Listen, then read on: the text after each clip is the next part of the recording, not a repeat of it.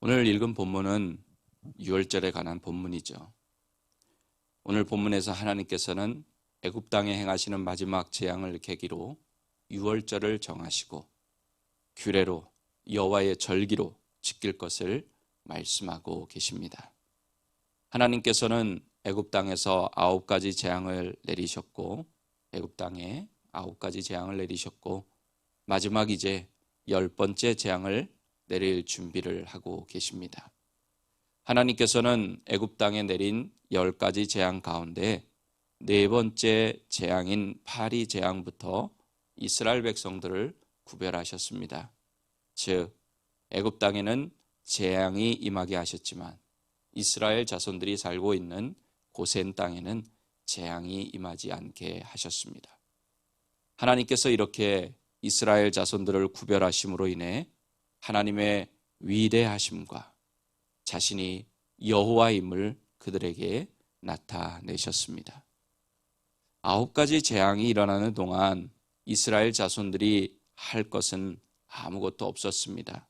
그냥 하나님께서 하시는 대로 지켜보고만 있으면 됐습니다. 이스라엘 자손들은 자신들을 구별하시고 애굽 땅에 재앙이 내리는 것을 보면서 하나님의 위대하심과 또 하나님의 살아계심을 체험했습니다. 그런데 마지막 재앙을 앞두고는 하나님께서 이스라엘 백성들에게 구체적으로 행동할 것을 가르쳐 주십니다.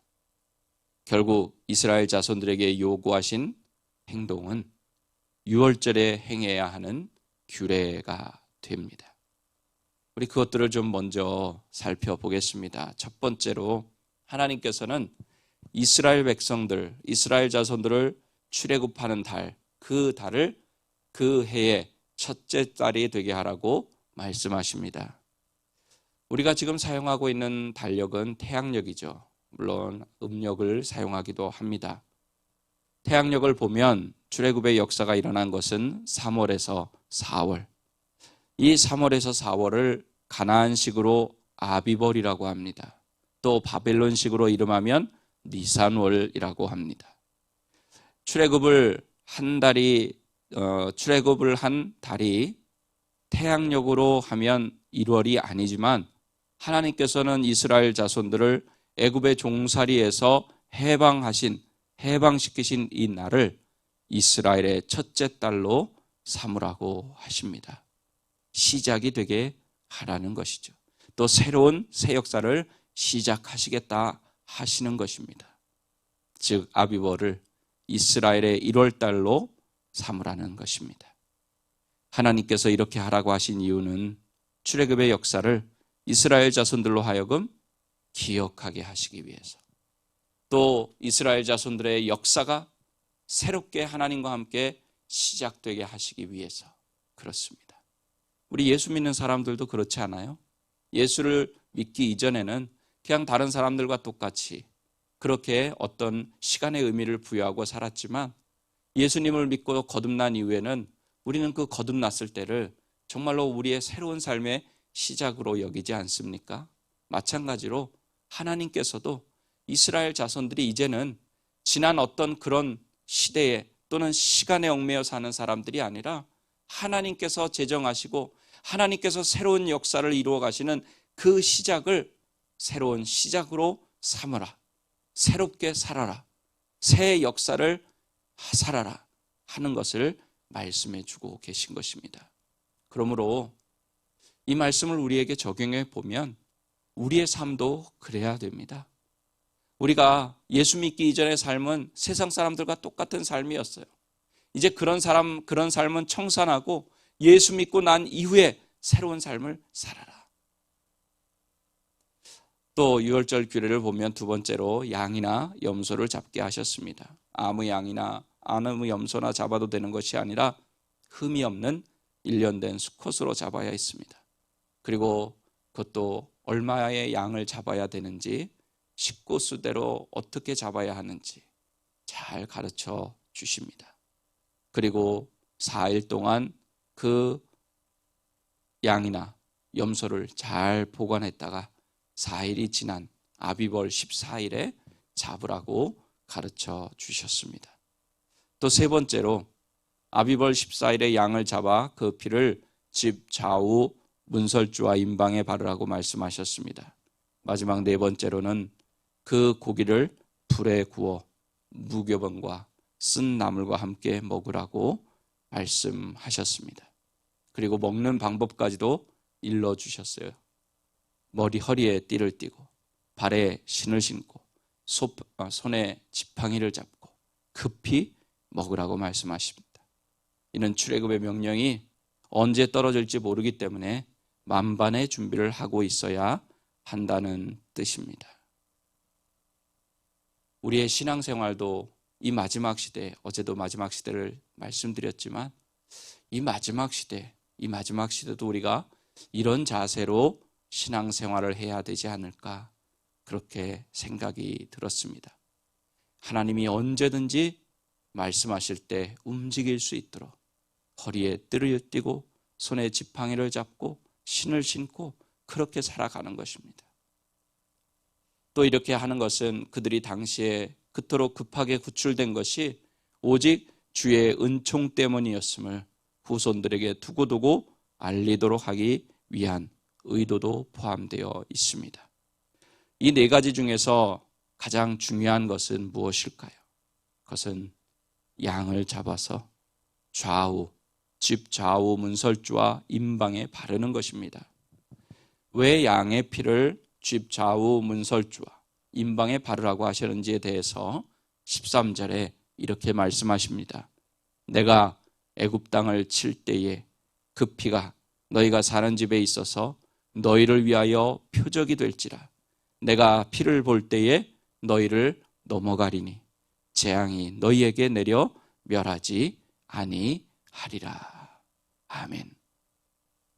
하나님께서는 애굽 땅에 사람의 장자뿐 아니라 가죽의 첫 새끼들을 죽이는 재앙을 내리시는데 이번에는 일방적으로 이스라엘 자손들을 구별하시는 것이 아니라 집 문설주와 임방에 양의 피를 바른 집은 넘어가서 재앙을 당하지 않게 하겠다 이렇게 하십니다. 유월절을 영어로 패스오버라고 하죠. 즉 넘어간다는 뜻이에요.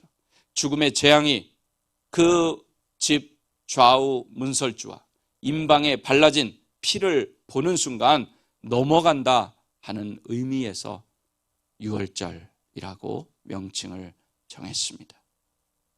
이 말씀을 반대로 생각해 보면 뭐가 될까요? 그 전까지는 9번째 재앙까지는 이스라엘 백성들이 가만히만 있어도 하나님이 그 재앙에서 면하게 해주셨는데 이제는 하나님의 말씀대로 하지 않으면 이스라엘 자손이라 할지라도 장자의 재앙을 그대로 당하게 된다는 의미입니다. 여기서 우리는 질문을 던질 수가 있어요. 왜 하나님은 이 마지막 재앙에서 하나님의 백성들을 일방적으로 구별하시지 않고 양을 잡아서 피를 바르라고 하신 걸까? 이것은 하나님께서 앞으로의 구원의 길을 알려주시기 위함입니다. 즉 예수님께서 십자가에서 흘리신 피만이 우리의 죄를 사할 수 있음을 먼저 예표로 보여주고 계신 것입니다. 원래 애굽의 백성들이나 이스라엘 자손들이나 다 죄를 지은 인간이기 때문에 그 죄의 대가로 죽음을 맞이하게 되어 있습니다. 하지만 그 죄의 값을 누군가 대신 치러주면 그 생명은 살 수 있습니다. 이스라엘 자손들은 자신의 죄를 대신해서 어린 양이 희생되고 그 피로 말미암아 죽음의 재앙을 면하게 됩니다. 마찬가지로 우리도 죄로 말미암아 마땅히 죽어야 하고 지옥의 형벌을 받아야 합니다. 하지만 우리가 예수 그리스도를 믿음으로 인해서 예수님의 피가 우리의 죄를 깨끗하게 해 주셨기 때문에 우리는 구원을 받고 하나님 나라의 백성이 되었습니다. 히브리서 9장 22절은 이렇게 말씀합니다. 율법을 따라 거의 모든 물건이 피로써 정결하게 되나니 피 흘림이 없은즉 사함이 없느니라. 아멘. 또한 요한일서 1장 7절에서는 이렇게 말씀합니다. 그 아들 예수의 피가 우리를 모든 죄에서 깨끗하게 하실 것이요. 아멘. 죄를 지은 인간은 결코 자신의 힘으로 구원에 이를 수 없습니다. 어떤 의로운 행위도, 업적도, 선행도 구원에 이르게 할 수 없습니다. 예수의 피만이, 예수의 피로 말미암아 죄 사함을 받은 자만이 구원에 이를 수 있습니다. 예수님을 믿음으로 말미암아 구원을 얻는다는 것은 곧 예수님의 피로 말미암아 죄 사함을 받았기 때문에 구원을 얻는다는 말씀입니다.